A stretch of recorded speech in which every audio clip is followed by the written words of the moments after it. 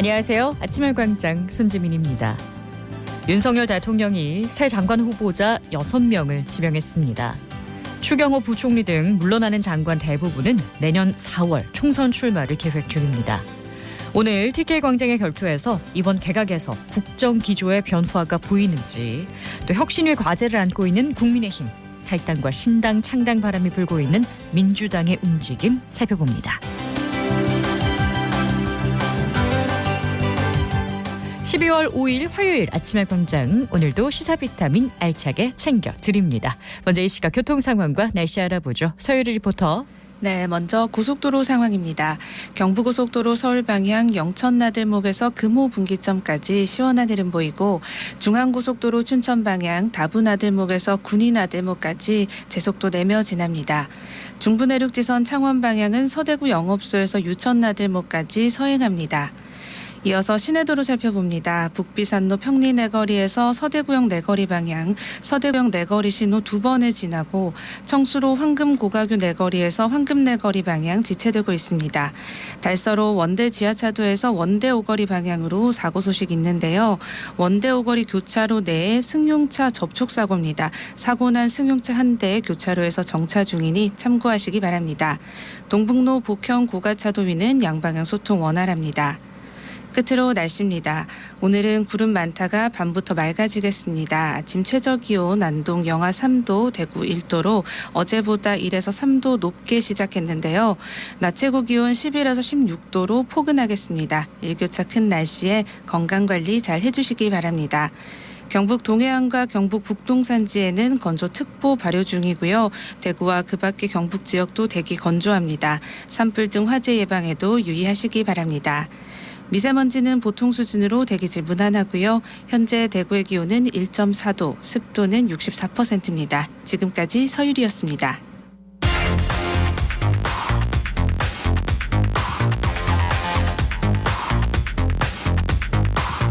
빠르고 정확하게, 명쾌하고 날카롭게, 대구 경북의 오늘을 보는 KBS 대구 아침의 광장과 함께하고 계십니다. 대구 경북의 조간 브리핑으로 이어갑니다. 오늘 아침 뉴스 매일신문 김윤기 기자와 함께합니다. 안녕하세요. 예, 안녕하세요. 네, 첫 소식 보죠. 정부의 글로컬 대학 지정과 함께 국공립대 통폐합 바람이 불고 있는데요. 경북대와 금호공대의 통합 논의도 급물살을 타고 있는 걸로 나타났습니다. 이미 경북대와 금호공대 통합 논의는 2007년에 있었다가 세부사항 조율에서 어려움이 생기면서 무산됐는데요. 학령 인구 감소에 따라 통합에 대한 공감대가 커졌고, 최근 구체적인 통합안을 검토하고 있는 걸로 확인됐습니다. 경북대는 올해 대구교대와 통합안을 제시했음에도 지난 6월 정부의 글로컬대 예비 지정에서 탈락했습니다. 금호공대도 안동대, 경북도립대와 통합을 추진하다 대학 본부 위치를 놓고 이견을 좁히지 못하면서 통합 논의에서 빠져나온 바 있습니다. 네, 논의를 지켜봐야겠지만 어떤 효과를 기대할 수 있을까요? 예, 경북대와 금호공대가 통합되면 인력 수요가 높은 공학 분야에 대한 상승 효과가 클 것으로 기대됩니다. 정부가 지역 혁신 중심 대학 지원 체계인 이른바 라이즈 사업을 내세우면서 지역 산업 기반 또 지자체와의 협력이나 연계가 중요해진 시점에서 대학 경쟁력 강화 효과가 기대됩니다. 경북대는 대구교대와의 통합 논의도 계속 이어나간다고 밝혔습니다. 이 지역 대학의 경쟁력 강화 노력이 계속 이어지길 바라고요. 다음 소식 보죠. 예, 지난주 수요일 오전 지하주차장에 주차된 차량 15대를 들이받고 별다른 조치 없이 사라진 남성이 사고 닷새 만인 어제 오전 경찰에 출석했습니다. 대구 북부경찰서는 이날 50대 남성 운전자 A씨가 경찰에 출석해 1차 조사를 마쳤다고 밝혔습니다. A씨는 금요일 한 차례 출석 약속을 어겼고, 어제까지 출석을 미룬 이유에 대해서는 이렇다 할 해명을 내놓지 않았고, 사고 당시 늦게까지 회사에서 일을 하고 감기 기운이 있는 상태에서 운전을 하다가 사고가 났다고 해명했습니다. 이 사고 피해나 정황을 보면 감기 기운에 사고가 났다는 설명만으로는 납득이 좀 힘든데요. 예, 경찰은 A씨의 진술을 토대로 사고 이전 행적과 음주 여부를 파악해 어떤 혐의를 적용할지 결정할 방침입니다. 네, 지켜보겠습니다. 다음 소식은요. 예, 달성 폐광산 갱도에서 흘러나오는 침출수 하천오염이 환경 당국을 통해 먼저 알려진 것보다 심각하다는 조사 결과가 나왔습니다. 중금속 등 인체에 유해한 물질이 상당량 검출된 물이 인근 하천으로 흘러 들어가는 만큼 대책 마련이 시급하다는 지적이 나옵니다. 네, 4년 전에 한번 이슈가 됐는데 지금까지 별다른 조치가 없고 오염 역시 여전하다고요. 예, 이번에는 유해 물질에 대한 보다 자세한 측정 결과가 나왔는데요. 전현직 대학 교수 등 전문가로 구성된 환경단체 영남자연생태보존회에서 달성 폐광산에서 직접 시료를 채취해 분석한 결과를 어제 발표했습니다. 이 폐광산 유출수가 자연 정화시설을 거쳐서 마을 하천인 상원천에 합류하기 직전에 채취한 시료에서는 철과 망간이 기준치 각각 1.6배, 2.4배로 나왔고요. 카드뮴은 14배에 달했습니다. 이 앞서 환경당국에서 추정한 수치와는 좀 차이가 많이 나는 것 같은데 왜 이렇게 다른 걸까요? 예, 대구환경청이 지난 8월까지 실시한 모니터링 결과상으론 검사 지점 3곳 중에 한 곳에서 카드뮴이 일부 기준치를 초과한 데 그쳤습니다. 구리와 아연은 기준치를 넘지 않았고 이외 중금속은 모두 불검출됐습니다. 이건 대구환경청과 환경단체가 서로 다른 지점에서 물을 뜬 영향이 크다는 해석이 나오는데요. 네. 환경단체는 상원천 합류 직전 지점에서 물을 떴고 환경청은 여기서 100m 정도 하류로 떨어진 상원천에서 시료를 채취했습니다. 대구환경청은 마을에 영향을 미치는 건 상원천 합류 지점 이후라고 생각해서 측정 지점을 선택했다고 밝혔습니다만 다소 안일한 측정 방식이라는 지적이 나옵니다. 네, 후속 대책도 빨리 마련되길 기다려 보겠습니다. 다음 소식 보죠. 예, 지난해 국토교통부가 택시 부재를 일괄적으로 해제했는데요. 재검토 시점이 다가오면서 업계의 시선이 쏠리고 있습니다. 택시 부재는 법인 택시나 개인 택시가 일정 기간마다 휴식을 취할 수 있게 하는 강제 휴무제인데요. 해제 이전에는 대구 법인 택시는 닷새 근무에 하루를 쉬는 6부제, 개인 택시는 이틀 일하고 하루를 쉬는 3부제를 운영해 왔습니다. 네, 해제 이후 효과나 부작용에 대한 의견이 갈리나 봅니다. 예, 대체로 법인 택시 업계에서는 해제 이후에 영업 차량 숫자가 늘면서 수입이 줄었다는 입장이라서 제도입에 찬성하고 있습니다. 반면 부재가 더 빡빡하게 운영됐던 개인 택시 업계에서는 영업일의 자율성이 보장되는 현행이 좋다면서 부재 제도입을 원치 않는 여론이 높습니다. 그러면 제도입 여부는 어떻게 결정이 될까요? 예, 앞서 국토부는 택시기사 공급이나 택시 운송 수요, 또 지역사회 민원 등 3가지 기준으로 택시 승차난 지역을 선정해서 부재를 해제했는데요. 네. 대구시는 지난해 11월까지는 이 3가지 기준 모두 해당했는데 올해 4월 기준 조사에서는 3가지 기준 모두 승차난 지역에 맞지 않았습니다. 일단은 부재 제도입 가능성이 점쳐지는 부분인데요. 대구시는 워낙 민감한 사안인 만큼 아직까지 말을 아끼는 모습입니다. 우선 내년 1월까지 관련 용역 결과를 보고 이후 대응 방안을 내놓겠다고 밝혔습니다. 네, 오늘 아침 뉴스 여기까지 듣죠. 매일신문 김윤기 기자와 함께했습니다. 고맙습니다. 예, 감사합니다. 안녕하세요. 대구 점자도서관에서 도서 제작 팀장으로 근무하고 있는 조남현입니다. 예, 저는 시각장애인 분들을 위한 점자 도서를 제작하고 있는 일을 하고 있습니다.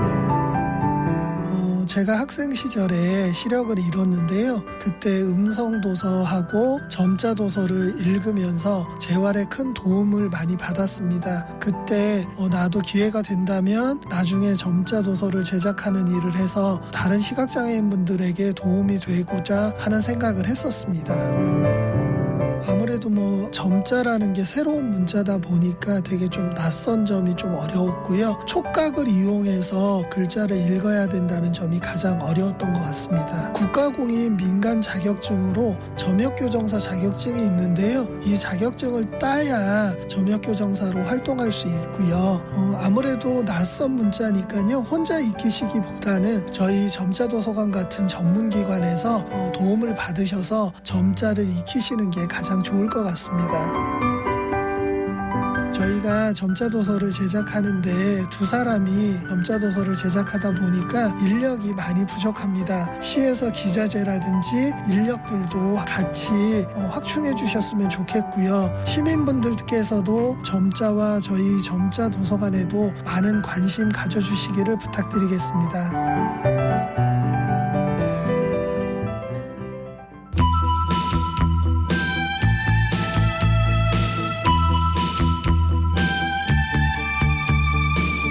TK에서 바라보는 정치, TK가 바라는 정치. 대구 경북의 다양한 목소리를 펼치는 TK 광장의 결투입니다. 정치와 지역 현안을 정조준하는 두 분 모셨습니다. 먼저 국민의힘 혁신위원회 정혜용 의원 나오셨고요. 안녕하세요. 예, 안녕하십니까. 대구 발전은 국민의힘이 책임지겠습니다. 정혜용입니다. 네, 그리고 민주당 대구시당 총선기획단 이정현 단장 나오셨습니다. 안녕하세요. 네, 반갑습니다. 남구 이정현입니다. 네, 먼저 이제 어제 있었던 개각 이야기부터 해볼까 합니다. 6개 부처 장관이 교체가 예고가 됐는데 윤석열 정부 2기 개각 어떻게 평가하시는지 어느 분부터 들어볼까요? 네. 제가 할까요? 네. 이제 우선 이제 아마 이건 뭐 총선을 앞두고 누가 봐도 네. 준비를 하는 것이고요. 또 추경호 기획부총리 그리고 원희룡 장관 등 해서 국정 운영을 이제는 이제 그 내각이 아니라 현장에서 정치 현장에서 국정 성공을 뒷받침할 수 있는 분들이 대거 이제 선수로 나오시게 되고 네. 그 자리는 전문 관료 네. 또 관계 전문가들 위주로 해서 아주 안정적인 또 연속성 있는 네. 그런 개각이다 이렇게 보입니다. 그래서 아마 결국은 앞으로 또 원포인트든 추가 개각도 예상되어 있지만 네. 우선 6분의 장관 그중에서도 특별히 눈에 띄는 분들이 추경호 부총리와 원희룡 장관이 총선을 위해서 이제 이 본격 채비에 들어가셨다. 네. 이런 생각이 어느 듭니다. 정도도 예상이 됐던 부분이긴 합니다. 네네. 만종적이고 연속성 있는 인사다 이렇게 평가를 해주셨는데 또 다른 의견도 있을까요? 네, 이번 개각은 네. 말씀해 주신 것처럼 총선 출마를 하기 위해서 이제 교체가 된 거라고 보이거든요. 네. 그거는 당연한 일이죠. 네네. 출마하실 분들이 나와야 되는 네네네. 거는 기한이 정해져 있기 때문에 어쩔 수 없이 나오신 거는 이해됩니다. 네. 그런데 이제 아쉬운 것은 윤석열 정부가 국민이 바라보는 시선은 좀 일을 하지 않는 정부 혹은 책임지지 않는 정부라는 판단이 있거든요. 이번에도 예를 들자면 추경호 장관님 그리고 원희룡 장관님 두 분 다 출마를 하셔야 되겠죠. 근데 예산안 아직 끝나지 않았거든요. 근데 기재부 장관이 사퇴를 하고요. 원희룡 장관님 국토부에서 지금 문제들 많잖아요. 아직도. 특히나 네. 저는 전세 사기 대책 이런 것들 법안도 아직 제대로 개정도 못한 상황인데 이렇게 이제 출마하시겠다고 나오셨으니 그런 아쉬운 부분이 있고 두 번째는 새롭게 이제 지명되신 분들을 보면 네.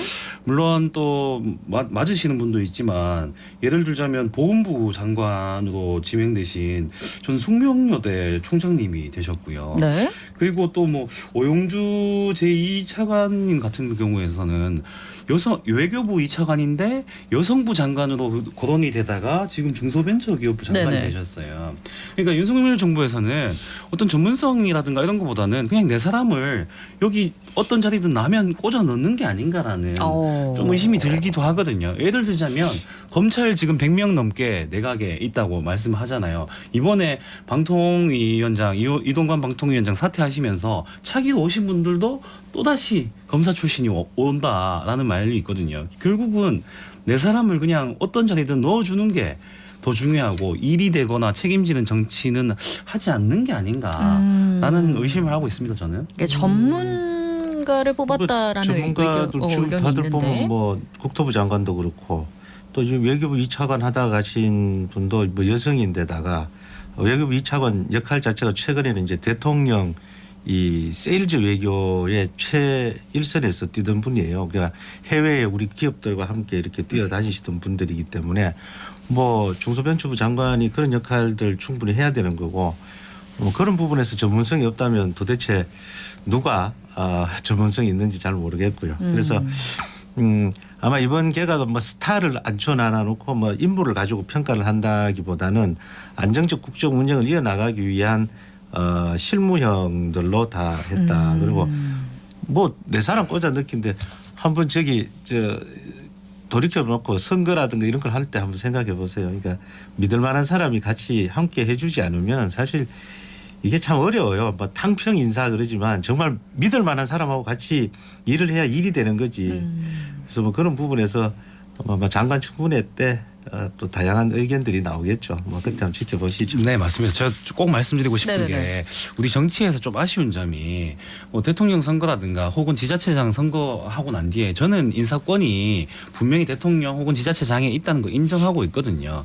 그래서 그걸 굳이 내 사람 꼽기 줄 세우기 아니냐라는 명분은 조금 아쉬운 부분이 있어요. 네. 대신에 전문가가 와야 되거든요. 그 부분에 대한 전문가가 부족하다는 인식이 이번 다음 질문에도 있지만 있지만 부산 엑스포라든가 네네. 이런 걸 보면서 많이 느끼거든요. 그런 부분을 조금 생각해 주시면 조금 더 좋은 정치 되지 않을까 네. 생각하고 있습니다. 청문회에서 이제 전문성에 대한 또 검사가 있겠죠. 네. 자, 그러면은 말씀하신 것처럼 부산 엑스포 관련해서 얘기 좀 나눠볼까 하는데 이제 홍 시장이 부산 엑스포 유치가 실패를 했잖아요. 그 부분을 이제 짚으면서 무능하고 아부에 찌든 참모들이 정권을 망친다. 뭐 이런 얘기를 했단 말이에요.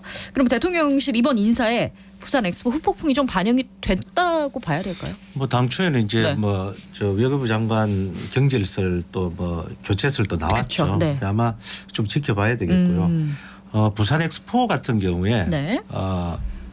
사실 뭐 결과는 참담했지만 저는 뭐 대통령 어떤 사람들은 대통령이 왜 이렇게 나서서 결과도 잘 모른 채 가서 저런 꼭두가시를 했느냐 이런 이야기를 하시는데 사실 저는 저 부분이 참 좀 괜찮게 봐요. 그러니까 과정이 아름다웠다. 가령 대구에서 저런 일이 일어났다. 뭐 저런 유치를 하는데 네. 대통령이 뭐 100여 개국 정상들 만나가지고 뭐 지구를 뭐 몇백 바퀴를 돌 정도의 이 거리를 왔다 갔다 하시면서 도와줬다. 근데 결과는 뭐 안타깝다. 그러면 국민들이 왜 안 되는 걸 가지고 우리한테 이렇게 희망 고문을 해서 이야기하겠습니까? 아니면 아 정말 고생은 했는데 사우디의 벽이 높았다. 근데 뭐 평창올림픽, 동계올림픽 같은 경우에 3번만에 유치했어요. 그래서 다 만들어 놓은데 대통령이 가서 이렇게 이 숟가락 얹는 모습보다는 열심히 뛰었고 그걸 바탕으로 아마 부산도 새롭게 좀 뛰지 않을까. 그런 부분에서 뭐 누구를 경질한다 이런 것보다는 뭐 박진 장관이 또 뜻이 있으면은 또 뭐 바뀔 마음이 있으면은 또 바뀌는 거고 그런 거지. 그걸 굳이 경질한다 이렇게까지 네. 워딩 쓰는 거는 조금 아쉽습니다. 총평에 대한 뭐 시각이 다를 수가 있죠. 결과에 대한 지적이 네. 아쉬울 수 있습니다. 뭐 어떻게 성공할 줄 알고 실패할 줄 알겠습니까? 당연히 이해되는 부분이 네. 있는데요. 그 중간 과정 안에서 말씀해 주신 것처럼 예를 들자면 4차 브리핑에서 대통령이 일정이 아니었는데 대통령이 하시고 이랬던 부분에서 지금 같은 결과가 나올 줄 전혀 예상을 못했다는 뜻이거든요. 결국에는 저희 국민들 입장과 우리 야당의 입장에서는 그 전날까지도 박빙승부라고 했던 외교부의 입장이 도대체 어디서 나온 근거냐라는 거죠. 예를 들면 로마의 경우에는 마지막 5차 회의에서는 외교부 차관이 나갔어요. 외교부 장관도 아니고. 근데 우리 같은 경우에는 이렇게 질 정도였는데 국무총리에서부터 경제부 그리고 부산시장 다 가셨거든요. 이 예상조차도 못했다는 거죠. 이 정도로 우리 외교부가 그 실력이 없는 거 아닌가라는 의심을 하고 있는 거죠. 그 부분을 조금 아셨으면 좋겠어요. 그래서 아쉽게도 대통령께서 혹은 김건희 여사께서도 디자인까지 만들어가면서 그렇게 하셨는데 그 부분을 못했다는 게 아니라 그렇게까지 역량을 투자할 게 아니었다는 거죠. 그 부분을 아셔야 된다는 거죠. 그게 좀 아쉽습니다. 그래서 외교부의 역량을 좀 재검증해야 되기 때문에 인사가 일어났다고는 보지 않는 거죠. 예, 사실은 지금 네네. 외교부 장관이 뭐 경질된 것도 아니고 네네네네. 나머지 부분은 다 개각을 위해서 그렇죠. 아니 그 출마를 위해서 개각하신 거죠. 아니면 또 지켜봐야 되겠죠. 어떤 결과가 나올지는. 그렇습니다. 이제 이 국민의힘 혁신위 얘기로 좀 넘어가 볼게요. 자, 어제 주류 희생을 담은 6호 혁신안을 최고위에 보고를 하고 정식 의결을 요청할 계획이었는데 어떻게 됐습니까? 그게 이제 실무적으로 조금 착오가 있었어요. 네. 저도 어제 그저께 이제 일요일 날 하도 연락이 많이 와서 어떻게 된 거냐 네. 확인해 보니까 대체로 이제 목요일 날 회의가 끝나면 실무진들 그러니까 우리 이제 혁신위원회를 네. 뒷받침해주는 부서가 있습니다. 기획조정국이라고. 네. 뭐 저도 거기서 근무를 해봤지만 보통 이제 그렇게 되면 안건을 그 최고위 보고할 수 있도록 해주세요라고 해야 되는데 그때 뭐 갑자기 윤여한 위원장께서 폭탄 선언을 하시고 이러면서 아마 그게 생략이 됐나 봐요. 그래서 이분들이 특별한 지시가 없으니까 네. 뭔가 좀 모아서 하는 거 아니냐라고 실무적으로 보고를 못한 상황이었고요. 그래서 네. 제가 국장한테 제 후배지만 네. 그래도 국장이 그렇게 답변하는데 이게 뭐 정치적으로 복잡하더라도 차근차근 가자. 그래서 그 부분은 확인을 했고 네. 목요일 날 보고를 하고 의결을 기다리는 걸로 그렇게 진행을 하고 있습니다. 그리고 목요일 날 9시에 이제 최고위원회 회의가 하면 네. 저희들 혁신위원회 회의는 당초 뭐 계획된 대로 목요일 10시 30분에 당사에서 개최해서 향후 일정이라든가 또 뭐 앞으로 어떻게 네. 혁신위를 꾸려 나갈 건지에 대해서 논의를 할 계획입니다. 네, 6호 혁신안이 다소 삐걱거렸어요. 그러면 혁신위의 활동이 어떤 식으로 흘러갈지에 대해서 민주당에서도 어느 정도 예상을 하고 파악을 하고 있을 것 같은데. 우선은 네. 뭐 우리 민주당에서도 혁신이 안이 제대로 받아들이지 않았잖아요. 혁신이 아니란 게 쉽지 않은 건 네. 양당 다 뭐 저도 그렇습니다. 이해하고 있습니다. 네. 대신에 저는 이번 혁신위 안과 방향성은 저는 좋았다고 보거든요. 뭐 대구 입장으로 봤을 때 네. 뭐 이준석 대표나 이런 분들이 말하는 일명 고인물들 좀 바꿔보자라는 거, 그리고 혹은 친윤계 너무 윤핵관 위주로 공천되지 않을까 하는 문제점을 지적을 해주신 거에 대해서는 되게 혁신적이라고 볼 수 있는데 조금 아쉬운 건 내부적인 단속이 안 되시는 것 같아요. 예를 들면 뭐 강남의 태영호 의원님 이런 분들이 혁신위가 무슨 점령군처럼 행동한다 이렇게 발표를 하셨더라고요. 그런 얘기를 당 내부인데 과연 하는 게 옳은가? 혁신이도 혁신이 일을 하시는 거고 또 그걸 받아들이고 말고는 또 당대표 혹은 다음 공관위원장이 하시는 거잖아요. 그럼 조율을 해야 될 상황에서 강력 너무 강하게 그렇게 말씀해 주시는 게 저는 조금 잘해서 그런 건가? 라는 또 반대로 그런 김기현 생각도 대표가 별 들더라고요. 말이 없긴 하잖아요. 아니 정당이라는 데가 그 엄청난 에너지가 이렇게 분출되는 곳이에요. 그래서 어떤 말이 나와도 네. 그 혁신위 안에서도 제가 지지난주 회의 때 뭐 갈등설도 있었지만 저는 그게 너무 에너지가 넘친다고 생각을 했고요. 충분히 그런 부분에서 뭐 어떤 말들이 나와도 그걸 저 당에서 녹여내고 네. 그걸 선거 과정에서 만들어가는 것이 혁신이고 앞으로 조금 더 기다려 보시면 네. 뭐 혁신위가 안을 내놓은 게 그냥 안을 제출하고 당장 수용하고의 문제가 아니라 잘 진행될 거라고 저는 생각을 합니다. 네, 민주당 좀 와볼게요. 자, 지난주 대구시당 지역위원장들이 국회에서 선거제도 개편 입장을 밝혔습니다. 권역별 비례제도 그리고 석패율제 도입을 촉구하는 이런 주장의 배경을 좀 말씀해 주시죠. 네, 뭐 오늘도 사실 네. 서울로 가셨습니다. 그래서 제가 지금 대신하고 있는데요. 대구에서는 사실 비례대표제가 뭐 얘기가 많잖아요. 뭐 연동형에서부터 여러 가지 얘기가 네네. 나왔는데 저희 대구시당에서는 올해 초반부터 사실은 선거제 개혁에 관한 특별위를 만들어서 논의가. 연구 영역도 했었고요. 네네. 저도 그 안에 있었거든요. 네. 그래서 계속적으로 얘기를 했었는데 대구 경북 입장에서는 권역별 비례대표제가 필요하다라는 얘기를 조금 주장을 많이 했었습니다. 이게 어떤 뜻이냐 하면 네. 지역별로 지금 특히나 지역주의가 너무 심각해지는 상황이잖아요. 양극화가 계속 심각해지고 그러면 광주에서 조금 활동 잘하시는 국민의힘당 한 분 정도는 투표수가 된다면 그분을 좀 비례대표로 뽑아주시고 대구에서는 민주당 한 분을 투표가 조금 나오시는 분이라면 뽑아주자라는 입장이 이제 권역별 비례대표거든요. 그 중에서도 단순히 비례대표로만 뽑게 되면 또 모두가 다 비례대표를 지원하는 함정이 생길 수 있거든요. 네. 그래서 지역구 출마하신 분에서 한해서 지역구 출마하신 분이 중에서 득표율이 높으신 분을 비례대표로 뽑아주는 이중 등록제가 여기서 나오는 거거든요.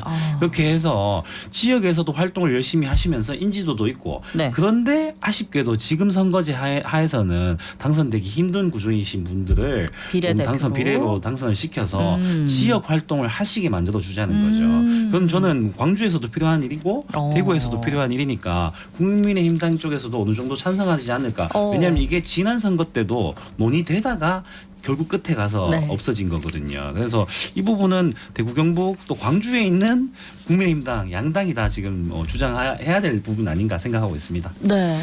뭐 말씀하신 게 소위 이제 석패율제 도입이거든요. 네, 이중 등록제. 그래서 저 부분은 아마 지역주의가 고착되고 난 이후에 90년대 이후에는 뭐 계속해서 제기되던 그렇지만 아직 안타깝게도 이제 실현이 되지 못한 거고요. 아마 이거는 민주당의 대구 지역의 위원장님들이나 이런 분들은 또 이게 요구를 하고 있는데 네.